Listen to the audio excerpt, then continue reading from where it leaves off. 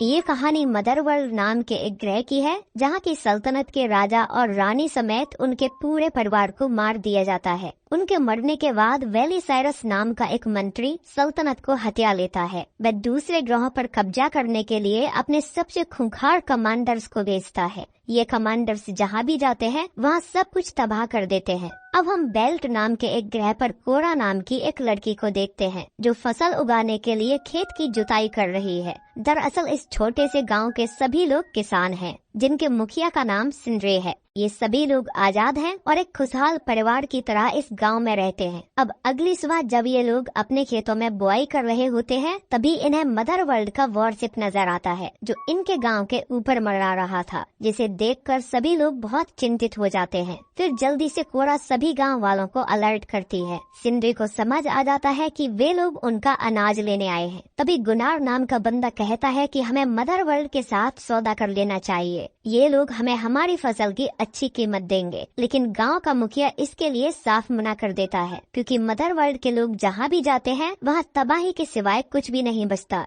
तभी उनके शिप धरती पर लैंड होते हैं। फिर उनका कमांडर एटिकस शिप से बाहर आता है और सिंड्रे से मिलता है। एटिकस कहता है कि हम लोग राजा को मारने वाले बागियों की तलाश में हैं, जो हमारे अनाज भंडारों पर छिपकर हमला करते हैं, जिसकी वजह से हमारी सेना कमजोर पड़ रही है। इसीलिए हमें तुम्हारे अनाज की जरूरत है। इसके लिए हम तुम्हें 3 गुना ज्यादा कीमत देंगे। सिंड्रे कहता है कि हमारे पास बस खाने भर का ही अनाज हो पाता है, इसीलिए हम आपकी कोई मदद नहीं कर सकते। फिर कमांडर गुनार से बात करता है, जो फसल की देखरेख करता है। गुनार को लगता है कि मदरवर्ल्ड के लोग उनकी मदद करना चाहते हैं, इसीलिए वह बता देता है कि उनके पास जरूरत से ज्यादा अनाज है। बस फिर क्या था, कमांडर अपना हथियार निकालता है और सिंड्रे और उसकी पत्नी को सबके सामने मार देता है। वह गुनार से कहता है कि अब यहाँ की सारी जमीन हमारी है। आज से 10 महीने बाद हमारी शिप तुमसे अनाज लेने आएगी। तब तक अनाज मिल जाना चाहिए, वरना सभी लोग मरने के लिए तैयार रहना। कमांडर जाते समय अपने कुछ सिपाहियों को इसी गाँव में छोड़ जाता है,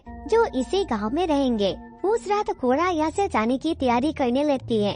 तभी कोरा की दोस्त हेगन उसके पास आता है और उससे कहता है कि सालों पहले मुझे तुम एक बंजर जहाज में पड़ी मिली थी, जहाँ से उठाकर मैं तुम्हें यहाँ पर ले आया, क्योंकि मुझे तुम्हारे अंदर कुछ खास नजर आया था। पर अब तुम इस मुसीबत के टाइम हमें छोड़कर जा रही हो। जिस पर कोरा कहते हैं कि ये जगह अब बर्बाद हो जाएगी, इसलिए मैं यहाँ रहना नहीं चाहती और तुम लोग भी यहाँ से भाग जाओ। इधर बाहर एटिकस के सिपाही सैम के साथ जबरदस्ती करने लगते हैं और उसे उठाकर कमरे के अंदर ले जाते हैं। कोरा ये सब देखकर अपने आप को रोक नहीं पाती और अंदर चली जाती है, जिसे देखकर सिपाही उसके साथ भी बदतमीजी करने लगते हैं। इनमें से एक आदमी जैसे ही कोरा के पास जाता है तो कोरा उसे बहुत बुरी तरह से मारती है और फिर एक के बाद एक उन सभी को कूट देती है, जिससे समझ आता है कि कोरा लड़ने में बहुत ज्यादा माहिर है। तभी गांव वाले यहाँ पर आते हैं और एटिकस के लोगों को मरा हुआ देखकर सब हैरान होते हैं। कोरा उनसे कहती है कि अब हमें हथियार उठाने होंगे और अगर हमें मदरवर्ल्ड का मुकाबला करना है तो हमें उनके दुश्मनों के साथ मिलना होगा। हमें ऐसे वॉरियर्स की जरूरत पड़ेगी जो मदरवर्ल्ड के खिलाफ लड़ना चाहते हैं। मैं जाकर अलग अलग प्लेनेट से उन सभी वॉरियर्स को इकट्ठा करके लाऊंगी।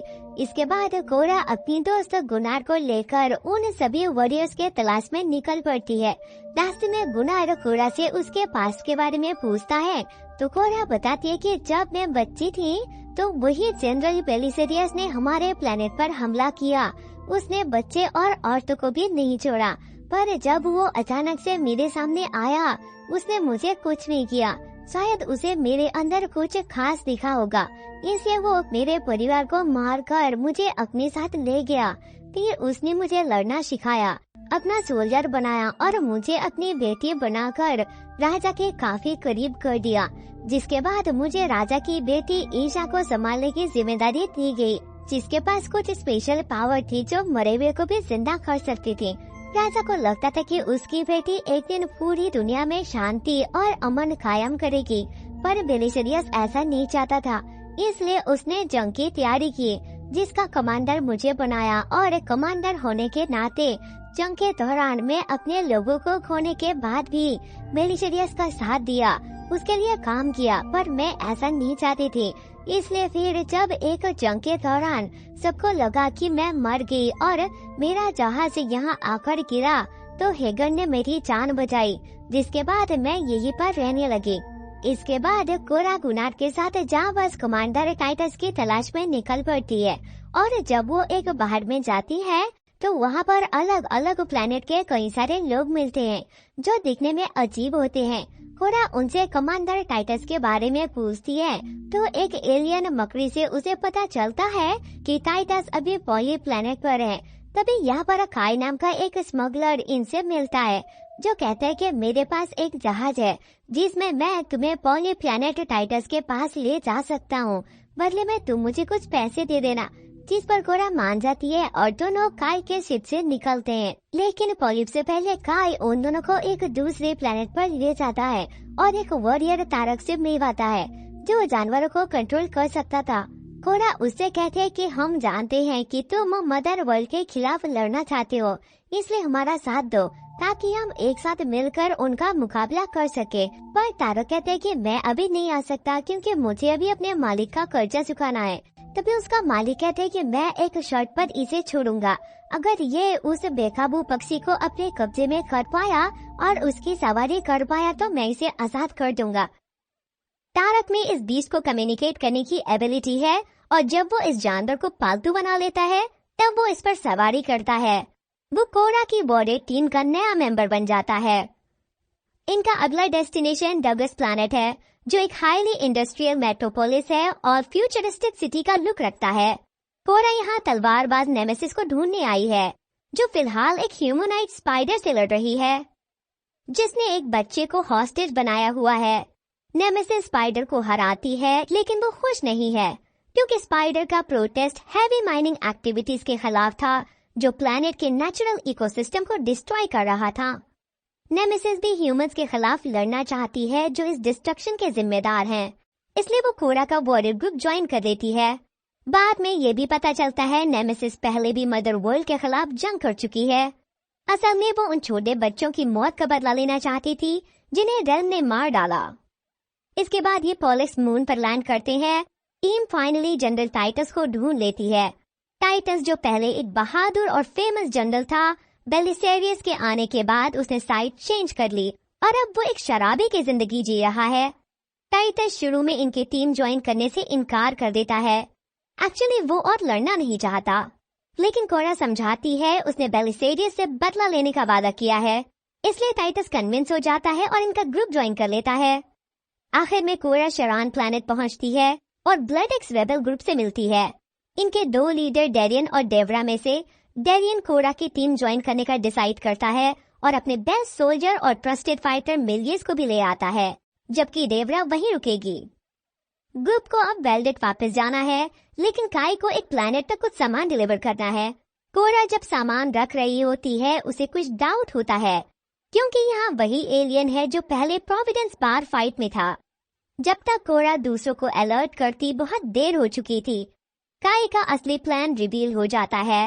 एक्चुअली काई कभी कोरा की हेल्प करना ही नहीं चाहता था, बल्कि उसे एडमिरल नोबल से पैसे कमाने थे। काई को पता चल गया था कोरा पहले एक सोल्जर थी और रेल्म उसे ढूंढ रही है, इसलिए उसने कोरा से दोस्ती की और अपने स्टारशिप पर ले आया। लेकिन जब उसने सुना कोरा वॉरियर्स को इकट्ठा कर रही है तो उसने ये प्लान बनाया। काई को पता था कोरा जो भी वॉरियर्स अपनी टीम में शामिल करेगी वो सब क्रांतिकारी और फाइटर्स होंगे और वो रेल्म की वांटेड लिस्ट में होंगे, इसलिए वो जितने ज्यादा लोग अथॉरिटीज को देगा उतना ज्यादा पैसा कमाएगा। असल में काई बाउंटी हंटर है। जर्नी के दौरान उसने नोबल को कांटेक्ट किया और फाइटर्स के बारे में इन्फॉर्म कर दिया। अब कोरा समझ जाती है कि उनके साथ धोखा हुआ है। इससे पहले कि वह कुछ कर पाती, इन सभी को बंदी बना लिया जाता है, साथ ही इनके शिप्स को भी तबाह कर दिया जाता है। यानी कि काई मदर वर्ल्ड के लिए काम करता है और वह एक स्मगलर होने के साथ भी क्रिमिनल भी है। फिर काई कोरा को अर्थलेस कहकर बुलाता है, जो उसका असली नाम है। कोरा पूछती है कि आखिर तुमने हमारे साथ ऐसा क्यों किया। काई कहता है कि तुम्हें अंदाजा भी नहीं है कि मदर वर्ल्ड ने तुम्हारे सर पर कितना बड़ा इनाम रखा है। मदर वर्ल्ड ने मेरे साथ भी वही किया जो तुम्हारे साथ किया था। उन्होंने मेरा सब कुछ बर्बाद कर दिया, लेकिन हम उनसे लड़कर जीत नहीं सकते, इसीलिए मैंने सौदा करना ठीक है। फिर काई गुनार को एक गन पकड़ाकर कोरा को मारने के लिए कहता है, लेकिन वह उस गन की मदद से कोरा को आजाद कर देता है, जिसके बाद कमांडर के लोग उस पर गोलियां चलाने लगते हैं। वहीं गुनार काई को उसकी गन से ही मार देता है। अब कोरा उन सब से लड़ते हुए अपने सभी साथियों को आजाद कराती है, जिसके बाद सभी लोग अपने अपने हथियार उठाकर लड़ना शुरू करते हैं। इस लड़ाई में कमांडर के बहुत सारे लोग मारे जाते हैं। इससे पहले कि ये लोग यहाँ से भाग पाते, एटिकस के पायलट सभी शिप्स को उड़ा देते हैं, जिसमें डेरियन के सभी साथी मारे जाते हैं। तभी डेरियन एक भाला लेकर पायलट की तरफ दौड़ता है और वह उस भाले को पायलट के सीने में घोंप देता है। हालांकि इस हमले में डेरियन की भी मौत हो जाती है। उधर कोरा और एटिकस के बीच जबरदस्त लड़ाई चलती है, मगर कोरा बहुत तेज थी, इसलिए एटिकस उसका मुकाबला नहीं कर पाता और आखिर में कोरा उसे मार देती है। अब तक इन्होंने एटिकस के पूरी फौज को खत्म कर दिया था, जो देखते हुए टाइटस कहते हैं कि पहली बार किसी ने मदर वर्ल्ड के खिलाफ जंग जीता। लेकिन ये तो बस शुरुआत है, क्योंकि मदर वर्ल्ड को इसका खबर मिल चुका होगा और वो बदला लेने के लिए जरूर आएंगे। इसलिए वो सभी वॉरियर्स गुनार के प्लेनेट पर आ जाते हैं। इधर मदर वर्ल्ड को एटिकस की लाश मिल चुकी थी, जो अभी तक जिंदा था, क्योंकि उसके अंदर रोबोट के कुछ पार्ट्स फिक्स किया हुआ था, जिसको ठीक करके वो एटिकस को जिंदा कर लेते हैं। और जिंदा होने के बाद एटिकस वही गद्दार सेनापति बेलिसेरियस, जो कि फिलहाल मदर वर्ल्ड का राजा है, उसको पता था कि मैंने आपकी गद्दार बेटी कोरा को ढूंढ निकाला है। इन सबके पीछे आपकी बेटी का ही हाथ है। उसके साथ कमांडर टाइटस और बाकी वॉरियर्स भी शामिल है, जिस पर बेलिसेरियस उसे कहता है कि जाओ उन सभी वॉरियर्स को मारकर मेरी बेटी को जिंदा मेरे पास लेकर आओ, ताकि मैं सबके सामने उसे अपने हाथों से मार सकूं।